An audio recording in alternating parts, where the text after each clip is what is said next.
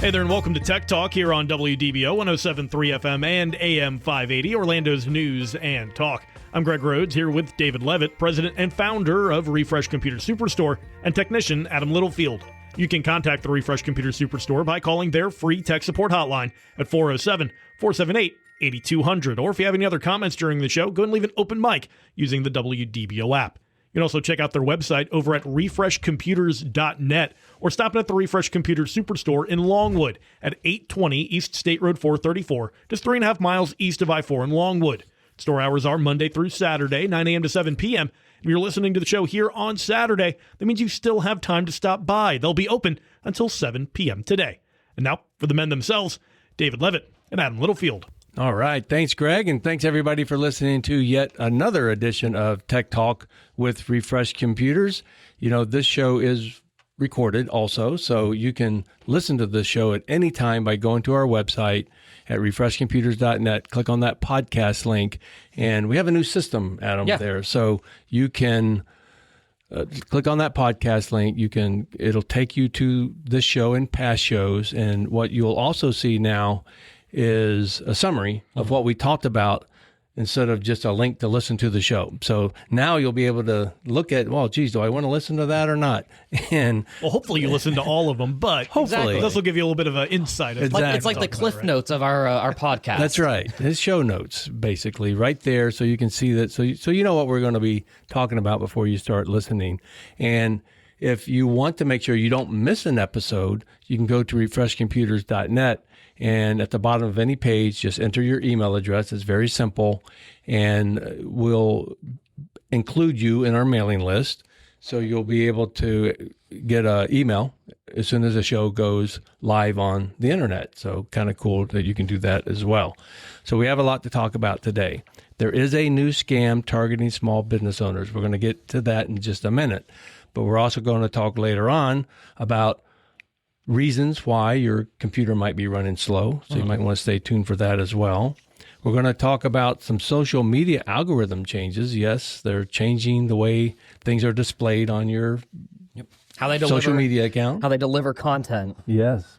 So they're changing that again, like most of the major social media platforms are.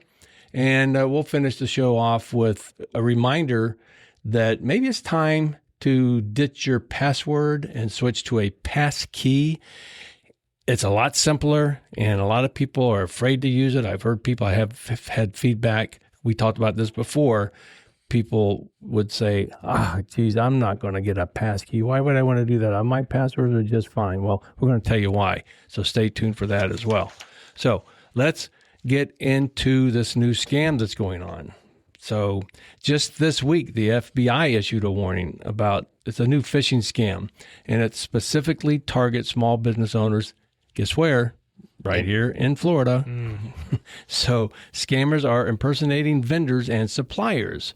So they're getting really good at it too. So if you own a business or work in one, you probably need to hear about this one. Yeah. And this is just a really big target, I think, now, because a lot of businesses, you have a lot of employees, right? Every head you have is just another phishing attempt. You know, it's something that you kind of have to train your employees to be aware of, because not every email you're getting into your official work email is a real vendor, is a real person. And you made a good point to train your employees, because they need to know about this too, because what happens, what's going on with this new scam. So what they're doing is the scammers are researching your business, and they're finding out who your vendors are. And so they're using that information, because they'll send you an email. They'll send somebody in your company an email that looks exactly like it's from your vendor. So they'll copy their logos. They'll copy what looks like their website. They'll copy all this information, and they'll send it to you in an email, or one of your employees in an email. So you got to be very aware that this is going on, and it's going on right now. And when you're talking vendors, you're talking about anybody from who you get your paper supplies from to all the way to people that you actually purchase your products that maybe you sell from, right? Exactly. Yeah. And Amazon is a vendor of a lot of small businesses, right? It's because just about everybody uses Amazon now, not just for personal use, but for your business. You order supplies, maybe toilet paper, maybe something from Amazon. Yeah. So yes, they actually use Amazon too. We'll talk about that as well. So they'll say that there's a problem with your account or your payment method. That's typically what they're doing. And what they want you to do is click on a link that they provide in the email to guess what? Doesn't take you where you think it's going. Well, they want you to update your payment information. Right. So, and it's not going to where you think it's going. I mean, they make it look very, very good. They make it look like it's going right to that vendor that you're using, whether it's Amazon or could be FedEx, could be a shipping company you use, right? Could be any of these places. That's what we mean by vendor, people you buy from, other sources where you purchase supplies or inventory from. Yeah, and a lot of what these scammers tend to do is when they have a link to send you somewhere to put in your payment information, it sends you to their website instead, but it looks a lot like whatever vendor they're impersonating. Amazon, for example, is a big one where instead of it being AMAZON, it's AMAZ0N. Some just letter swap like that. It's so easy to just not even pay attention to. Yep. And so you got to watch out for that. Just look at it very carefully. And, and the other thing to look out for is the sense of urgency. So they'll always make it like urgent. Like, your account's going to be suspended. You're not going to be able to order from us. No toilet paper will come this week unless you change your information. Right. Account termination imminent. You need your toilet paper, so you better act now. So, and hey, especially if you're the business owner and you're the one that handles all your vendors and stuff, which a lot of small businesses do. I pretty much handle all the vendors for Refresh Computers. I don't have any of my employees do it. And the thing we're busy, it's just we're busy. Yeah. And so a lot of times you see that, oh, crap, let me just go ahead and take care of this now because if I don't do it now, I'm not going to get to it later and I don't want to miss getting my toilet paper, right? So people just click on it and next thing you know, that one mistake costs you thousands of dollars. Right. And a lot of these scams I've seen now too, instead of actually putting in a direct, link in the email, what they'll do is use a hyperlink. Basically what that is it's just text that they can select, tell it and say, hey, if they click on this word, open up this link. And it's not apparent how to view what that hyperlink is before you click on it. It's not. Sometimes they do a really good job of masking it and making it look like the real link. The real deal. There's a lot of redirect sites that they can use to mask where you're actually going. And I know there used to be a really old one, AdFly, that every scam I knew ran what was going through AdFly before it went to the scam site because nobody could tell the difference at the time. Oh, wow. Well, they do now. Yeah. Yeah, they do now. So fortunately, that one's taken care of. But here's some red flags. Red flags to watch out for.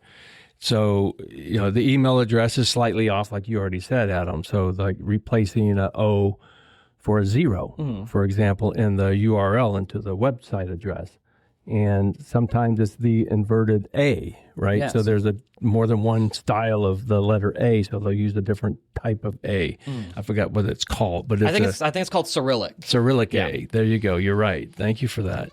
So so that's that, and that's really hard to spot sometimes because it's a little variation in how the letter A looks, right? But one of the biggest things that I've always seen on these scam emails is they always tend to start with some general opening, "Dear customer," or "whom this concerns." Well, that's another red flag. Exactly. That's another red flag. So it's just basically a general greeting. So instead of hi David or hi Refresh Computers, if it says "Dear customer" instead, then well, that's a red flag right there. So, these companies, if they're going to email you, they're going to be more personal than that. But just because it is personal doesn't mean that you need to follow through with it. I'm just saying that's another red flag. It's very easy for somebody to tweak it and just instead of saying "dear customer," say, "Hey, dear Dave" or "dear David." But even sometimes the way that they refer to you, like in the verbiage of the email, just is a red flag. I've seen a lot of grammatical issues be the major thing. And that's something we've talked about before in watching for these scams is those weird grammatical issues throughout the body of one of these emails. But those are getting less and less as we've seen the AI get better with all of these. And a lot of these bad guys are using AI for the wrong purposes. Yeah. Right? And people with that don't necessarily speak or write English very well, or that were obvious scams because they would be plural words that are plural that shouldn't be plural, and that kind of thing. And so now these people are using AI and they're cleaning it up. So it's looking really, really good. So there's less and less of the misspelled words, misplaced words. There's less and less of that. And it's looking better and better all the time. So another red flag is the urgent language, right? You must act now. Urgent account notification. Those like kinds that. of things. So, and the thing is, another red flag is asking for passwords or payment info in the email, via the email. Because I'm telling you now, legitimate companies will never do that. They're never going to send you an email and ask you to update your password or payment information. Email us back your change of password, please. They will never, ever do that. No. So that's an obvious red flag. Right. And, that comes around to something that I've seen before on a lot of recent scams has been with these login scams, actually. You'll click on a link in the email. It takes you to a fake Amazon login. You put in your email and your password, hit sign in, and it says, oh, it's incorrect. Even though it's correct, they're faking Amazon. Yeah. What they're actually doing is they're probing to get you to put in more of your passwords. Do something. Yeah. So now they know your different emails. They know all of your different passwords that they can try on any account that they want to. So important so what should you do? What should you do if you get a suspicious email? So first of all, of course, don't click on any link in the email. Right. Especially the ones that say click here now and it's just an underlined here. Especially don't click those. Those are hyperlinks. Those are ones that you can't easily identify. Oftentimes there's something in the email that says downloads. And so that's actually clicking on a link. So sometimes it's just a photo with the word download on it, right? You can put links into almost anything in the email. So don't click on those photos either because there's a link in there and it's probably going to be malicious. And a lot of, I've noticed a lot of email clients now will actually not load images first thing when it's a sender that you don't recognize. Yeah. So if it is coming from a scam account, there may be a chance that none of those images even load. That's right. And a lot of the times that makes the email look broken. It's all over the place. That's true. So another thing that you can do is call the company directly. Yeah. Hey, did you send me this email asking me to change something in my account or update my payment method? Just call that company directly. Right. Take the time to do that. I've gotten those before from like your bank and things like that as well. Yeah. And the second you see that email, immediately call your bank and let them know. Right. Because that could also mean that there's maybe an issue on their end as well, if they're having some maybe hacking issues as well. And a big thing I've seen now, too, is with reaching out to whoever you're trying to contact, don't just Google the number. If you have a vendor set up with your business, if you're an employee somewhere and you need to contact that vendor, there is somebody at your company that probably knows how to contact them. Don't ever Google it, because what Google I've seen right now is the numbers that are appearing at the top of Google half the time are soliciting scam numbers. They are. So you call them and now you're roped into this entirely different scam. Yep. So you got to watch out for that too. So another thing that you can do that will help all of us, basically, you can report it directly to the FBI. You can take any suspicious email, and if you go to this website, it's IC3. So it's the letter I, the letter C, the number 3.gov, and that's the FBI's malicious content reporting site. So you can go there and report any type of malicious activity going on in your emails, on your websites that you happen to run across. You can report all that stuff right there directly to the FBI. I saw a report recently that they received over 1 million reports to that website last year for cybersecurity scams. Yeah. Over $21 billion in losses associated with those. So it's a big deal. It's a big industry out there, the scamming industry. So they're after your money. So you just got to watch out for it. So how can you protect your business? If you're not sure, the short answer, give us a call at Refresh Computers. We have a free tech support hotline, 407-478-8200. And if you're not sure, then you can call us and say, hey, I got this email, and we can guide you from there. We guide customers like this every single day, don't we, Adam? Yes, we do. So, and train your employees to spot these phishing emails. Just give them a quick rundown. Have them listen to this podcast. Have them listen to this radio show. It's by going to refreshcomputers.net, and you can hear all about it right there. Keep your software and antivirus updated, and back up your data regularly. And some of those tips actually tie into our next segment, where we're going to talk a little bit about why your computer might be running a little bit slowly. We'll talk about that next. You've been listening to Tech Talk right here on WDBO 107.3 FM and AM 580.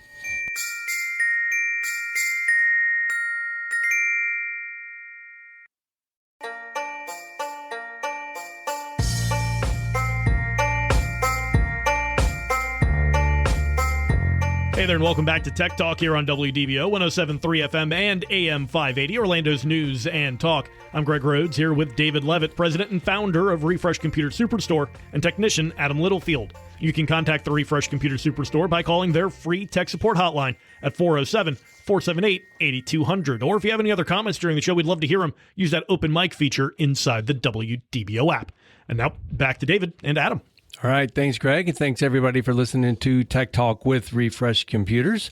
If you missed the previous episode, we talked about a new scam targeting small business owners right here in the state of Florida, and the FBI just issued a warning about it. So you might want to go to the website at refreshcomputers.net and click on that podcast link. You can hear that episode and this entire show in its entirety without any commercial interruptions.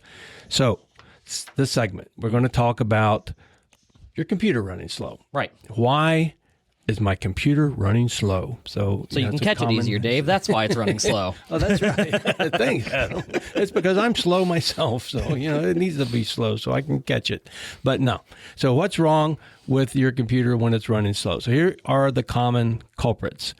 Too many programs running at startup. So when you first turn on your computer, it's trying to turn on all these different things before it actually lets you see anything. So those are called startup programs. Right. And you can actually adjust those. You can turn a lot of them off without deleting the programs. You can just do that. And if you need help with that, I'm going to give you that free tech support hotline again. It's 407-478-8200. Just give us a call. We'll be able to help you out over the phone for something like that. Very simple, very quick. We can get rid of some startup programs for you. And not get rid of the programs, get rid of them starting up. When you turn on your computer. The programs will still work fine when you disable them on startup. Exactly. So you just have to manually start them. Right. It takes a few more seconds maybe for them to run when you start them, but you don't need to run all these programs at startup. Better than waiting 5 or 10 minutes for your computer to be usable after you start it. That's right. Right. So another reason that your computer might be running slow is your drive, your hard drive or your solid state drive is almost full. Right.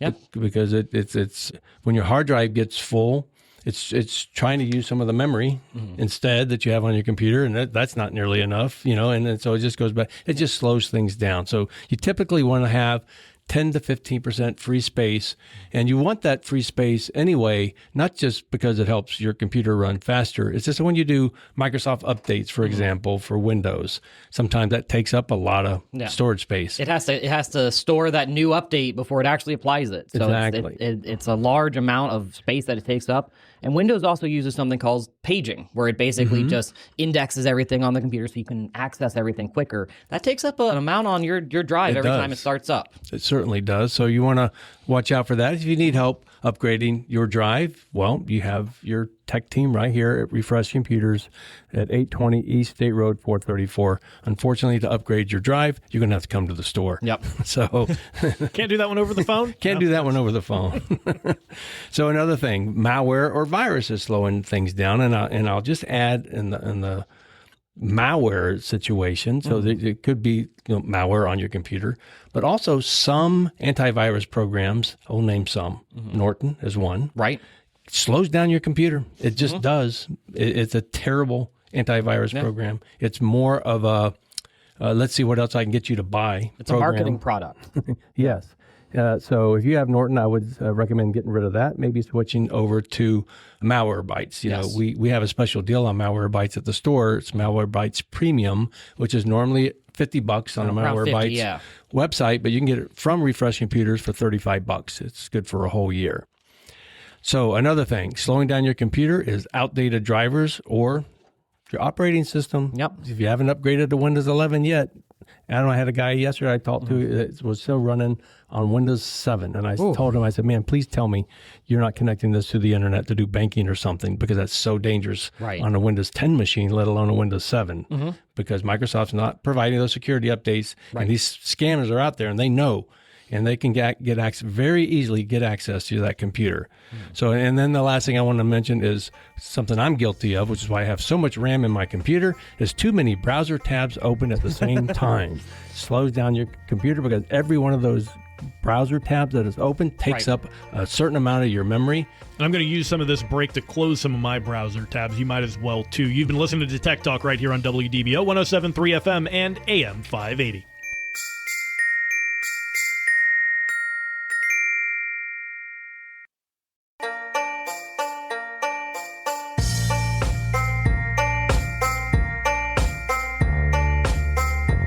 Welcome to Tech Talk here on WDBO 107.3 FM and AM 580, Orlando's news and talk. I'm Greg Rhodes here with David Levitt, president and founder of Refresh Computer Superstore, and technician Adam Littlefield. You can contact the Refresh Computer Superstore by calling their free tech support hotline at 407-478-8200. Or if you have any other comments during the show, we'd love to hear them. Use that open mic feature inside the WDBO app. You can also check out the website over at refreshcomputers.net or stop at the Refresh Computer Superstore in Longwood at 820 East State Road 434, just 3.5 miles east of I-4 in Longwood. Store hours are Monday through Saturday, 9 a.m. to 7 p.m. If you're listening to the show here on Saturday, that means you still have time to stop by. They'll be open until 7 p.m. today. And David, Adam, I know we talked a little bit about closing some of those browser tabs here in the last segment. I closed a few of them. My computer's running a little bit better, but it's maybe not 100%. Is there any other steps that we can look at to try and help improve that computer performance? Well, yeah, and we talked about the common culprits of why your computer's running slow, and that's one of them, is having all of so many browser tabs open. Personally, it's not uncommon for me to have 40 or 50 tabs, and I know that's terrible. Oh man, Dave. Don't worry. We did a couple of shows ago, and I remember Greg and I talking about browser tabs, and I finally went through. I closed out all of mine. It was at 156 on my phone. Oh my gosh, just my phone. So well, so yes, even on your phone. Yeah, it can slow down your phone. So not just your desktop or your laptop. So yeah, and that's why I think I have 128 gig of RAM in my computer. Just for browser tabs. For my browser tabs, because I like having them all open, because I use them all constantly throughout the day. Yes, I do. That many. So what do you do? When do you call a professional because it's running slow? So if you did all of the steps that we talked about in the previous segment, and if you missed any of that, by the way, go to refreshcomputers.net, click on that podcast link. You can hear the show in its entirety, and now it also includes an abbreviated text version of the transcript of the show. So it segments it, and by segment, I guess, so in between the commercial breaks, I guess I'm trying to say, segments it by segment. That was great, Dave. That's a good one. Starting to sound like the early AI chatbots. Yes, exactly. I think I have AI on the brain. So anyway, it's segmented. So you can look at the different topics that we talk about, and it gives them a brief description of each topic that we're talking about there. That way you know exactly what you're getting into, because you're going to listen anyways. It's your favorite show. So it's a good idea to listen to it. It's a good show. Yeah. It really is. And you can learn something while you're at it. So what do you do? So you can give us a call at Refresh Computers, 407-478-8200, and we can help you with any kind of computer issue, especially these issues where you are experiencing a slow computer. We can also help you with getting rid of that Norton we talked about. You don't want Norton on your system. Norton is another one you don't want. McAfee, definitely. McAfee, yes. That's Norton the other and one McAfee. that's just, yeah. Those two, they're junk. I'll say it. Sue me, Norton and McAfee, but they're junk. They're more interested in getting more information from you and trying to sell you something than they are about actually taking care of your malware and your viruses. So, and you know what's really changing now that's really hooking into what you're just saying, that everything's changing to sell you stuff? Social media algorithms. Every single time I've been talking to somebody about something, when I go and look at Facebook or maybe Instagram, all of a sudden I'm starting to get advertisements about what I was talking to. Maybe we were talking about something that we saw on Facebook. Maybe we're talking about McAfee and Norton. Exactly. That's right. See ads for that now.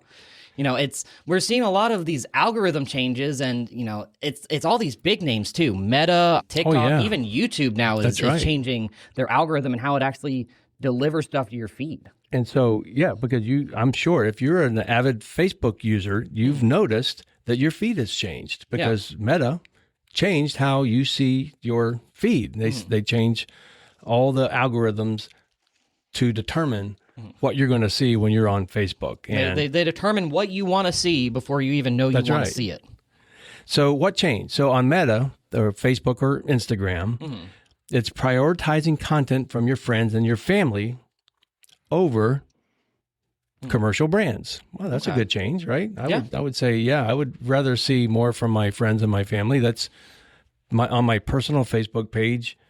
That's why I have Facebook. Yeah.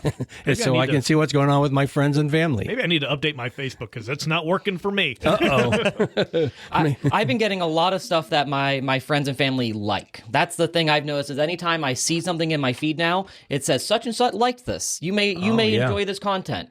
Well, so Meta announced this rollout, Greg, and one of the reasons why you may not be experiencing it yet is they just can't do it all at once. It's just too much. So they have to roll it out in segments. Greg's account is not important. We'll That's right. Adam's first, and then we'll see. Yep, I get it. I'm definitely seeing it in mine. I'm not saying I'm more important than you, Greg, but I'm just saying. But Facebook is changing. Has changed what I see when I look at my personal page. And if you're into TikTok, I'm not. I never had TikTok, but I know it's popular and a lot of people have it. It's showing more diverse, quote unquote, content instead of just something that comes from like viral trends that are out there. There's also the TikTok bubble where after a certain point, you've watched kind of the same content over and over, you get in the cycle where it only shows you that and it's stuck there. So, you know, TikTok diversifying it, it's going to show you more stuff that you haven't really seen before, but why does that really matter? I mean, to me, I don't use TikTok really that much anymore. Yeah. I was into it big when it first came out, but it just kind of fell off for me. Yeah, I think for a lot of people it did. So another one is YouTube, and what YouTube is doing is they're actually recommending longer videos. Why? Well, because the longer you watch, the longer you're watching, the more ad revenue it is for whoever's doing that. So that's kind of an odd one, I think, that they're doing that. But they're actually recommending longer videos over shorter videos. When you look up something like, the number 2 search engine in the world, number 1 is Google. Number 2 is YouTube. A lot of people don't realize that is number 2. So it's owned by Google. So they own the 1 and 2. So, but more people search for content on YouTube than any other platform except Google. And I think that is a change that I've noticed because I am a YouTube user. I like going through YouTube videos and even like their shorts programs and stuff like that. I have noticed that they're producing and recommending more longer form content, which works for me. I prefer a bit of a longer form content. Some of those very quick videos just don't satisfy my need for what they've explained, and now I want to know the further details for it. Well, now they're not giving me any access to that. It goes on to the next thing, and it's a different dog video or something like that. That's right. So I like the idea of a longer form, give me more of the information. I'm more likely to stick around with that creator for more of their stuff if I'm getting more of the information. More detail. Yeah, I'm with you on that one. So the other thing is, especially with the advent of social media doing a complete 180, or maybe not a complete 180, but after COVID and after they were hammered by Congress and the general public for, taking misinformation and deleting things because they thought it was misinformation, not showing you things because they determined it was misinformation, or they're more liberal, or they're more... it was mostly the liberal, what were they calling those things that were going out and looking and verifying your data, right? And verifying stuff before it would show it to you and would come back and say, oh, this is probably fake. Come to find out a lot of that was not fake. So it was really, to me, it was a great moment when Zuckerberg publicly announced, it's been a couple of years now, right? That he announced that Meta, Facebook and Instagram is no longer going to be looking at content. If it's more like a moderator in the you as the user, you're going to have to now, he didn't put it this way, but I know that's what he meant. you're going to have to determine whether it's crap or not, or misinformation. or not. You're responsible for what content you are ingesting and looking at. And that was one of the major moves that Elon made when he took over Well, it started Twitter, with now him. X, because it's now with the community notes and That's things right. like that. So that was a big step for them, making sure that that information, if it's information that somebody's producing, that it's getting out there. And then it's up to the community to decide, hey, this is real, this isn't real, this is more detail, this is less detail, those kinds of things. And there's a similar platform on Facebook now with community notes. So it's good. It's the better way, as opposed to using some external source, which was what Facebook was using. And I called it liberal. Excuse me if that kind of triggered you. I hope it didn't. But it would go up and reply back with information it wanted you to know instead of what was real. Mm-hmm. So you just kind of, I'm sort of happy that Facebook made that change. So, but they are working more and more to reduce that misinformation and harmful context. That's another algorithm change going on there at Facebook. So, well, why did they make these changes? Why is social media? Why are these social media platforms changing their algorithms? Well, one is, they constantly need to update anyway to keep up with the times, keep up with how people generally feel, and basically from user feedback. A lot of these changes were from people like you who gave the feedback to these platforms and say, hey, you know what? Stop showing me all this crap. I just want to see content from people I know. Right. And that was like the number one thing, the number one complaint. And so they listened, and it took a little while, but now, except for you, Greg, you haven't experienced that yet. I guess I'll wait. It's okay. But it's coming. It's just not all at once. So also, why would they make these changes? Because, there were recent lawsuits that were just won by individuals for mental health concerns, right? And, endless scrolling in comparison it's bad for you. Just sit there scrolling sometimes. Right. Yeah. Scrolling and scrolling and scrolling. You get hooked. It's addicting. It is addicting. I was going to say, with TikTok, when that came out, that really hit a lot of people and changed the attention span for a lot of people and got you used to consuming short form content in the form of 15, 30-second videos. And it changed a lot of people. And now the algorithms are having to change for those people too. Exactly. You're right. And so also there's a lot of advertiser pressure out there. So advertisers on Facebook, they don't want to show an ad to somebody who's just not interested in that kind of thing. Right. So Facebook and Instagram, Meta, all of the platforms out there, TikTok also, and YouTube, they are getting better at showing you content that pertains to you. Yeah. So based on...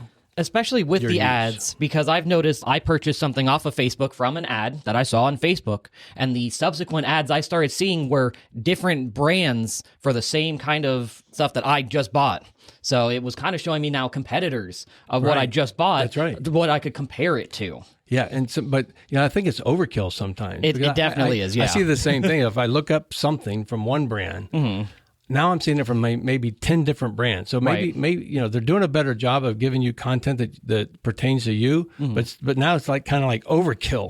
Yeah. It's like they're giving me way too much. And it depends on what you're buying too, because say you just bought a brand new pair of shoes that you saw on a Facebook ad that you really liked, and then now you're getting 10, 15 other different brands of all different types of shoes, that there's no reason really for you to be getting all of these ads, but they're going to send them to you. I already bought my shoes. Thanks, Facebook. Exactly. That's right. Don't give me buyer's remorse, please. Well, let's get into some quick reasons what it means for you. So if you're a regular user, of course, you'll see more posts from friends and family like we just talked about. You might see fewer ads also, or more targeted ads just for you, and your feed will feel more personal.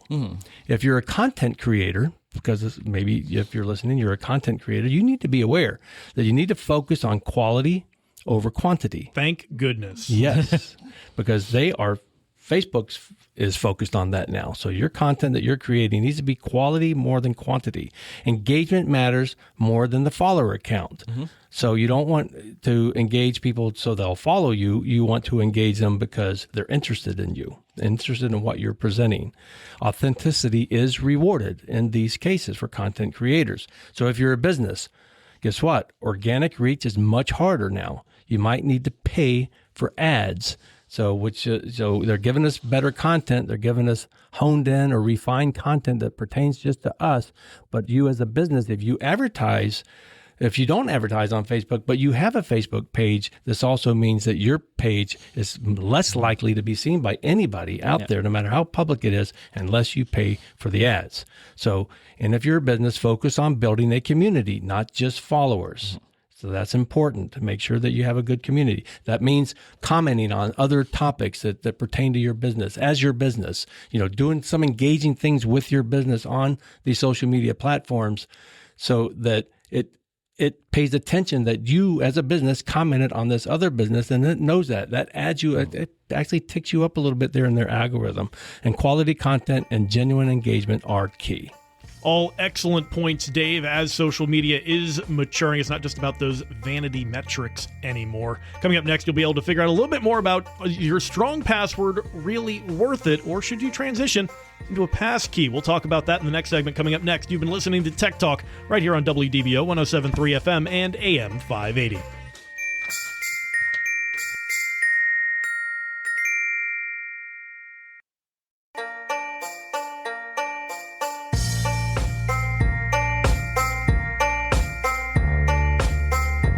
Hey there, and welcome back to Tech Talk here on WDBO 107.3 FM and AM 580, Orlando's news and talk. I'm Greg Rhodes here with David Levitt, president and founder of Refresh Computer Superstore, and technician Adam Littlefield. And you can contact the Refresh Computer Superstore by calling their free tech support hotline at 407-478-8200. You can also check out their website over at refreshcomputers.net. And now, back to David and Adam. All right. Thanks, Greg. And thanks, Adam, for being here on the show with us today. And thank you, everybody, for listening to this edition of Tech Talk with Refresh Computers. We had a really good show today. We still got a few minutes left, so we want to talk about, the fact that it's really, it's time to ditch your password and switch to a pass key. And I've had people, I don't want to do this, tell me this, and they just like, another thing.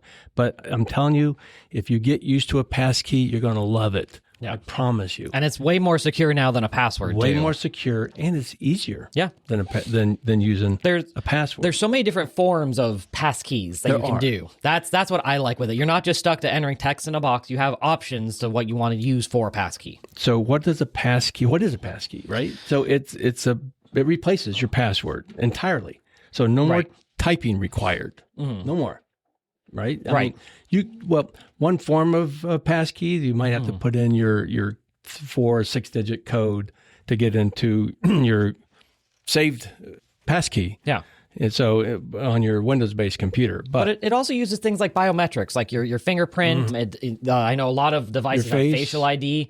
The main thing I have actually is I have a little USB that I keep on my keyring. That when I plug it into a computer, I can open up its program, tap my fingerprint to it, and it'll bring up all of the two-factor codes I have, any passwords I have saved to it. It's something I keep in my pocket that I can't have compromised. Right. And it's my fingerprint. And that's your passkey. Exactly. Basically. If I lose it, it can't be accessed by anybody else. Well, and that's where I don't want anybody to get confused because a lot of people think, a passkey, I got to carry something with me. Right. It's not just that. It's not. No, so you don't have to at all. Right. You do that, Adam, because that's your preferred method. That's my preferred way of doing it. I just feel more secure that way. And it's a great way to do it, except just don't lose that fob. Exactly. If I lose that fob, I'm not going to have a fun time. I think I've got like 20 or 30 accounts linked to it right now. Don't forget your keys in your pants when you go to do the laundry. Exactly. That's right. So what devices do I need to use a passkey? Who can use a passkey? Well, all of you can. If you're listening, if you have an iPhone, if you have an Android phone, a Windows computer, a Mac, any of these devices,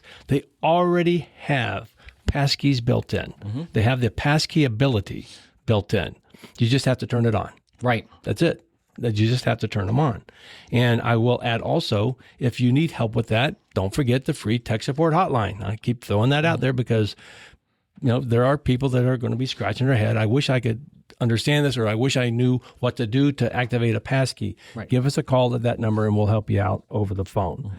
So why is it better than a password, Adam? Passwords can be stolen. It's been an age-old thing to write your password down on a Post-it note. I know a lot of people that save them in your notes on your phone, which is not something I recommend. Yeah.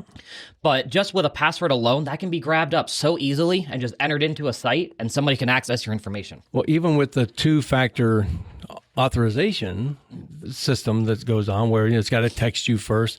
So the hackers have figured that out too, folks. They're getting into that. They're able to get that two-factor code. Right. And so if you have a passkey, you don't have to worry about that. You don't have to go through that 2FA, right? That two-factor authorization steps. Again, you just use your passkey. So but again, you also get the choice too to layer it. You can do a passkey and then a two-factor authentication code. There are, layers you can add to it. But realistically now, just having a passkey is one of the safest ways to keep any account of yours available, or not available, but safe, secure.